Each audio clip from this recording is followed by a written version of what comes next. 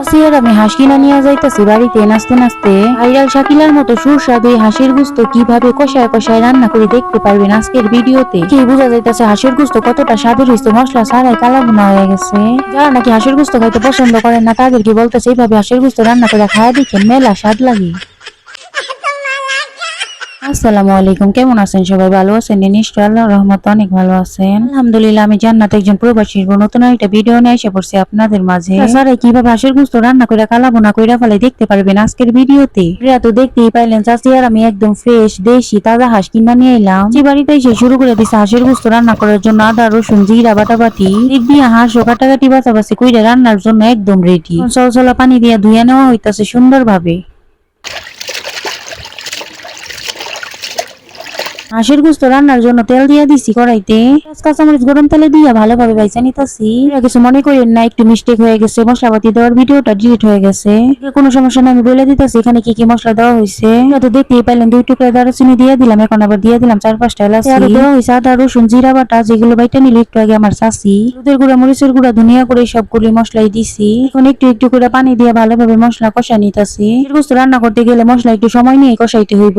ভালোভাবে মশলাটা কষানো হইলে হাঁসের গুস্তর মধ্যে একটা কোনো গন্ধ থাকবো না, খাইতেও খুব স্বাদ লাগবে। পাতা দিতে ভুলে গেছিলাম, এখন আমি তেজপাতা দিয়ে দিলাম। এখন অনেকটা হাতে সময় নিয়ে মশলা আস্তে আস্তে ভালোভাবে কষাই নিব। এরপর মাশাআল্লাহ আলহামদুলিল্লাহ আল্লাহর রহমতে ভাইরাল শাকিলার থেকেও বেশি স্বাদ কইরা হাঁসের গুস্ত রান্না কইরা ফেলাম। দেখেন মশলা কষাইতে কষাইতে কত সুন্দরভাবে কালা কালা কইরা ফেলাইছি। কষাইতে কষাইতে তেল উঠে গেছে, মাশাআল্লাহ মাশাআল্লাহ দারুণ একটা গ্রানও বের হইছে। দেখে খুব লোভ লাগতেছে, অনেকটাই স্বাদ লাগবে মশলা দিয়া মুড়ি দিয়া মাখায়া খাইতে। আপনাদের সাথে বকর বকর করতে করতে আমার মশলা কষানি হয়ে গেছে। পর্যায়ে আমি হাঁসের গুস্তগুলি দিয়ে দিব মশলার মধ্যে।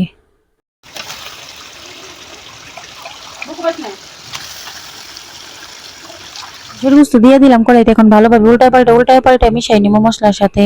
মাটির চুলায় রান্না করলে কিন্তু এমনিতেও বাড়তি একটা স্বাদ আছে। পর্যায়ে একটা রিকোয়েস্ট করুম আপনাদের কাছে, যারা ইউটিউব থেকে দেখতেছেন প্লিজ প্লিজ প্লিজ একটা সাবস্ক্রাইব করে নোটিফিকেশন অন করে রাখেন। যারা ফেসবুক থেকে দেখতেছেন তারা চাইলে একটা ফলো দিয়ে রাখতে পারেন। ইনশাআল্লাহ নতুন নতুন ভিডিও নিয়ে চলে আসুম আপনাদের মাঝে। জানেন আমার ভিডিও দেখতে কেমন লাগে আপনাদের কাছে, লাগলে আপনাদের সুন্দর হাত দিয়ে একটা লাইক দিয়ে আপনার মূল্যবান মতামতটি জানাইন আমার কমেন্ট বক্সে। দিক দিয়ে যে দেখেন হাঁসের গুস্ত কষায় কষায় রান্না করা দেখে হাঁসগুলি কেমনে করে দূর পারতাছে বয়ের চোটে। দিক দিয়ে হাঁস করতেছে দৌড়াদৌড়ি, আরেক দিক দিয়ে অল্প আছে হাঁসের গুস্ত রান্না করতেছি আমি। ভাইরাল শাকিলা থেকে আমিও কি কম কাজের নি, এত সুন্দর সুন্দর মজার মজার রান্না করে আপনাদের সাথে শেয়ার করি। কি লেগে যে ভাইরাল হয় না আমার ভিডিওগুলি, প্লিজ প্লিজ আপনারা একটু পাশে থাকেন, আমার ভিডিওগুলি ভালোবাসা ফুল ওয়াচ কইরা লাইক কমেন্ট কইরা ভিডিওগুলির পাশে থাইকা বড় মনের পরিচয় দিয়েন। আমি আপনাদের জন্য মন থেকে দোয়া করি আপনারা যারা আবেইতে আছেন একটু যেমনই হোক সুন্দর মনের একটা বউ পাইবেন। যারা আবেইতে মেয়ে মানুষ আছেন সুন্দর না হলে পয়সাওয়ালা একটা জামাই পাই সুখে থাকবেন। বিবাহিত আছেন তাদের জন্য মন থেকে দোয়া করি তারা যেন ডিভোর্সের চিন্তা ভাবনা না করে মন দিয়ে সংসার করতে পারে। এই যে দেখেন আপনাদের সাথে বক বক করতে করতে হাঁসের গুস্ত কষাইতে কষাইতে কতটা লোভনীয় হয়েছে, আমার তো দেখে এখনই খাইতে ইচ্ছা করতেছে। আবারও একটু পানি দিয়ে দিলাম গুস্ত ভালোভাবে সেদ্ধ হওয়ার জন্য মাংস কষানোর শেষে। আরেকটা কথা, হাঁসের গুস্তের মধ্যে কিন্তু স্বাদ মতো লবণও দিছি, কিন্তু কইতে ভুলে গেছি। যারা অবিবাহিত আছেন তারা চাইলে হাঁসের গুস্ত রান্নাটা শিখে রাখতে পারেন, পরে শ্বশুর বাড়ির মানুষের খাওয়াইয়া খুব খুশি করতে পারবেন। যারা আমার রাঁধুনি আপুরা আছেন আমি জানি আপনারা অনেকে আমার থেকেও ভালো রান্না করতে পারেন। আর যারা রান্নার দিক দিয়ে কাছে আছেন তারা চাইলে আমার রান্না ফলো করে এভাবে রান্না করে সবাই খুশি করতে পারেন। আশা করি হাঁসের গুস্ত রান্নাটা কতটা লোভনীয় হয়েছে আপনারা দেখেই বুঝতে পারতেছেন। কষাইতে কষাইতে অনেকটাই কালা কালা হয়ে গেছে, আপনারাও আমার মতো মশলা ছাড়া এইভাবে কষাইতে কষাইতে হাঁসের গুস্তের কালাভুনা রান্না করে ফেলাইবেন। মাশাআল্লাহ আলহামদুলিল্লাহ আল্লাহর রহমতে দারুণ একটা স্বাদ পাইবেন। আপনারা তো দেখতেই পাইতেছেন আমার হাঁসের গুস্ত রান্না একদম পারফেক্ট ভাবে রান্না হয়ে গেছে।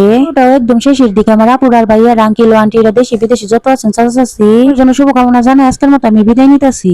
যাওয়ার আগে আপনাদের কাছে একটা রিকোয়েস্ট করতেছি, প্লিজ প্লিজ প্লিজ আপনাদের সুন্দর হাতে একটা কমেন্ট করে জানাইন বুঝতে কালাভুনা রান্না না করলেও হয়েছে আমার আজকের হাঁসের কালাভুনা রান্না কষাইতে কষাইতে দেখে খুব লোভ লাগতেছে, ইচ্ছা করতেছে খাইতে ইচ্ছা করলে এইভাবে রান্না করে খান বাড়িতে। আল্লাহ হাফেজ।